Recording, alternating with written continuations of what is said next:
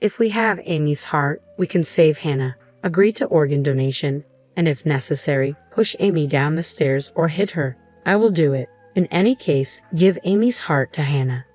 My husband demanded, make your own daughter almost die to offer her heart for my niece. Facing his outrageous requests, I felt like I was losing my mind. David and I have been married for about 5 years. Our daughter, Amy, was born a year after our wedding. From the moment I was pregnant, David showed no interest in our unborn child. When I told him I was expecting, his response was an indifferent, "Oh, is that so?" Perhaps it was due to the hormonal imbalance caused by pregnancy, but I remember shouting at David, "Why aren't you happy?" We ended up in a fight. I don't think David hates children. After all, when my sister Sarah gave birth to her daughter, Hannah, David, who was my boyfriend at the time, was so moved that he held the newborn and cried. "Babies are so small," he said through his tears. The look in his eyes as he touched Hannah's soft cheek was full of love. Yet for some reason, David seemed to dislike Amy, his own daughter, even before she was born. When we found out the gender and I told him, "It looks like it's a girl," all he said was, "Oh." When I asked if he would attend the birth, he immediately replied, "No."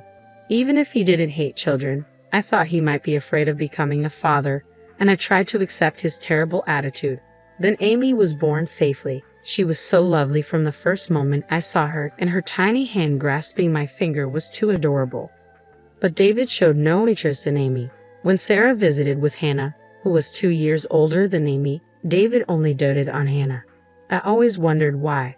Why wouldn't David ever hold Amy? Why did he always look annoyed when Amy came near him? When I confronted him with these questions, he always answered irritably, "I'm busy with work. I can't afford to spend time on the child." David was ambitious, eager to get promoted as soon as possible. He actively took on extra work, often secluding himself in his home office to write business proposals. Perhaps work was the most important thing to David. Still, I always wished he would consider his family first. It might be selfish, but I had always wanted him to watch Amy grow up with me.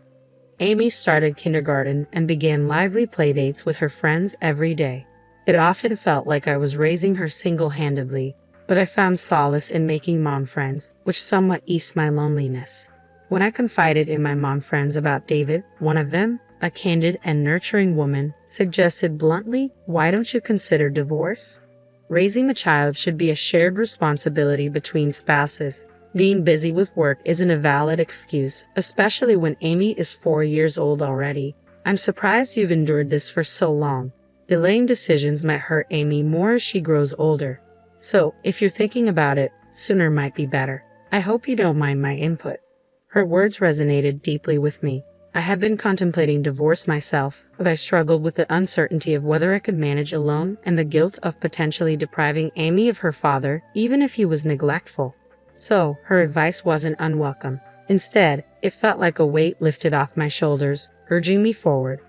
I decided to broach the topic of divorce with David. The night I resolved to do so after Amy had drifted off to sleep, David approached me with a startling request to give Amy's heart to our niece Hannah. David had delved into organ donation research and believed it feasible for a child to undergo a transplant with parental consent. To my surprise, I learned from David, not Hannah's mother Sarah, that Hannah suffered from a severe heart condition and had limited time left. "We must act swiftly to save Hannah with Amy's heart," David urged, visibly distressed. "I need a moment," I protested, my voice rising in disbelief. "What's happening?" While I empathize with Hannah, "Why is this news coming from you?" "Because Hannah is my daughter," David confessed abruptly. I was so stunned I couldn't find my voice. Nausea churned in my stomach. Even with David standing right before me, his head in his hands against the dining table, he felt strangely distant. "What do you mean?" I managed to utter, my voice quivering.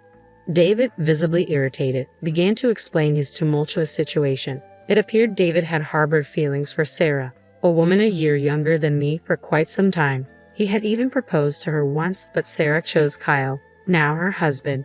Despite Sarah's flirtatious reputation, she seemed to have restrained herself since being with Kyle. However, she had apparently been meeting David in secret frequently. David revealed that Sarah opted for Kyle over him because Kyle was a civil servant. With David earning less than the average worker, his financial prospects were bleak unless he received a promotion. His fervent ambition was to ascend swiftly in his career and win Sarah over from Kyle. Sarah is raising Hannah as Kyle's child, but she vowed that if I secured a promotion and began earning more, she would leave Kyle and join me, along with Hannah. Then why did you marry me? By marrying you, I can remain close to Sarah and naturally have more chances to spend time with Hannah. You married me for such a reason. I loved David deeply, but he never truly saw me. This realization filled me with misery and frustration, and David's words only exacerbated my despair. Amy isn't my child, is she? She looks nothing like me. She must be the offspring of some unknown man. Hannah's life holds more significance than Amy's. Amy's heart should be given to Hannah, David proclaimed callously. It felt like something inside me snapped. Whether it was my love for David or my patience, I couldn't say. But the man standing before me resembled a monstrous figure. I swear I haven't betrayed you. Don't compare me to people like you. Amy is undeniably our child. Yet you're right, Amy doesn't take after you. She isn't heartless or unreasonable like you. She's incredibly kind, I retorted, my voice trembling with a mixture of hurt and anger. David's angry glare no longer intimidated me. As a mother, my resolve to protect Amy surged within me. Recognizing the danger of remaining in that house, I made the decision to leave immediately, gathering only the essentials to avoid arousing David's suspicion, especially as he immersed himself in the project report crucial for his desired promotion to be with Sarah. I woke Amy from her slumber. She groggily asked, "What's happening?" Enveloping her in a tight embrace, I whispered, "Amy, we're saying goodbye to Dad. We're heading to Grandpa and Grandma's house. You may not see your kindergarten friends for a while, but can you be brave?" My urgency must have resonated with Amy, for she nodded in silent agreement, her voice laced with tension. Cradling Amy in my arms, I slipped out of the house silently and dashed towards the train station. Though I briefly considered taking the car, I dismissed the idea, fearing David might demand its return. Once aboard the train, Amy, exhausted, drifted off to sleep, and we reached the vicinity of my parents' home just before the last train departed.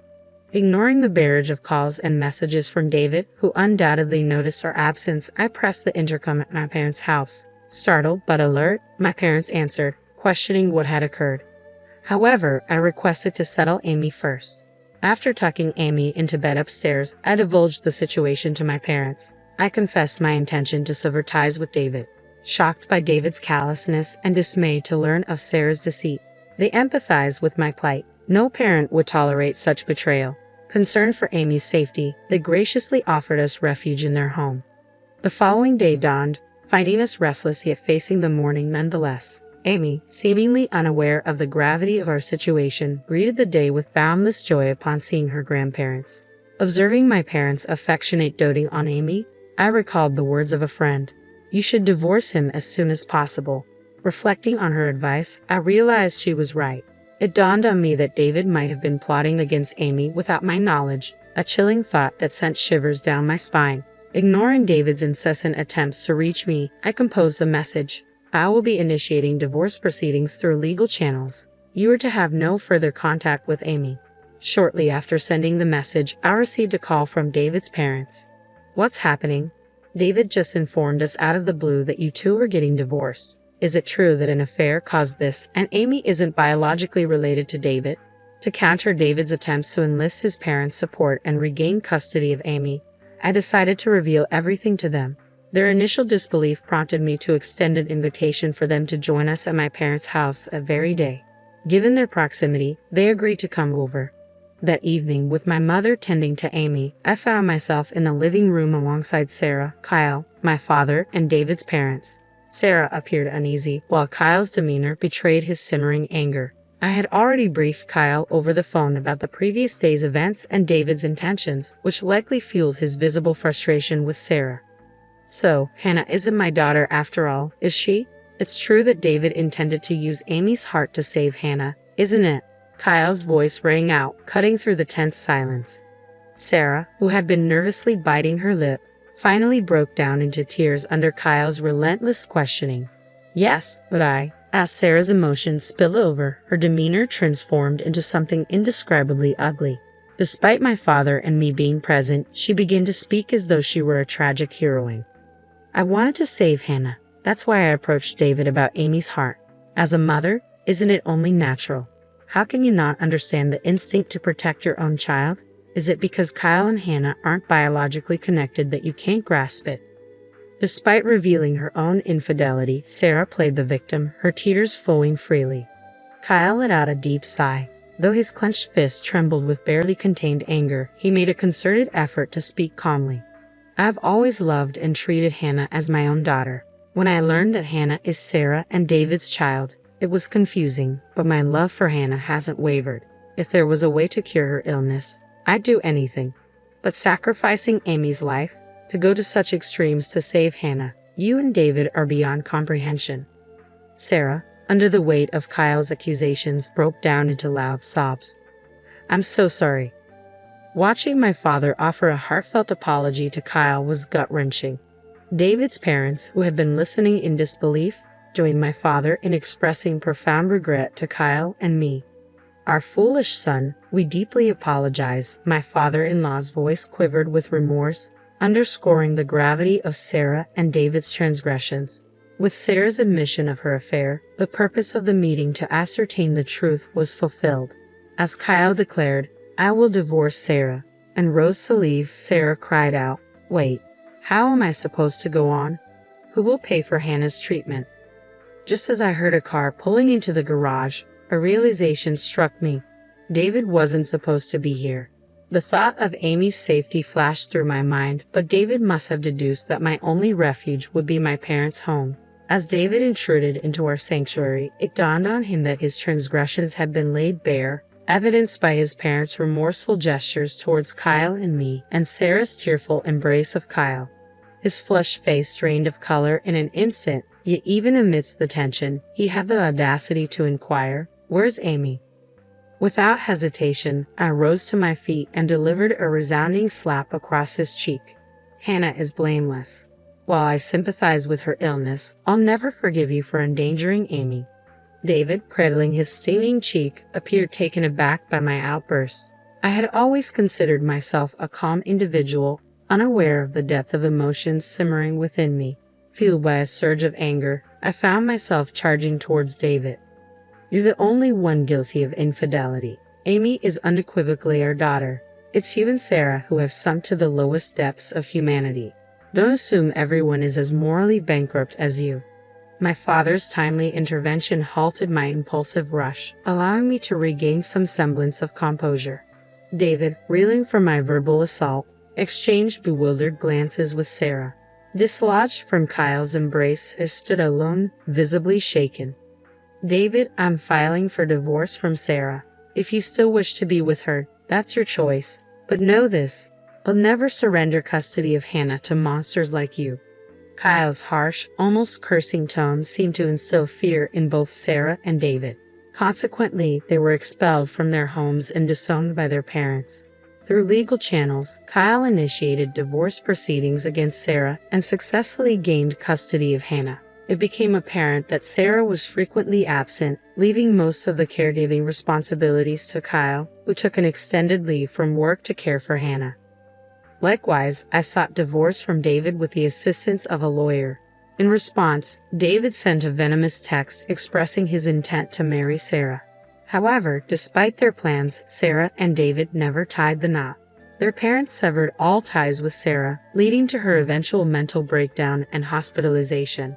Despite her infidelity, it became evident that Sarah harbored genuine affection for Hannah. The inability to see her daughter shattered Sarah's resolve. Kyle, in a moment of disdain, remarked, "She used to complain about the hassle of caring for her," a sentiment I found myself echoing. Amy and I have found solace in the tranquility of my parents' home. At her new daycare, Amy has blossomed, making new friends and thriving in health and vitality.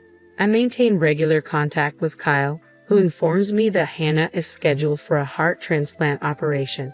When we visited Hannah, she greeted us with a sweet smile and whispered to Amy, "After the surgery, we'll have so much fun together." Kyle and I have weathered our share of hardships, but we're now determined to raise our children with care and responsibility. As two single parents, we forged a bond of support and commitment. I can't help but smile, envisioning the future where Hannah and Amy frolic together in joy.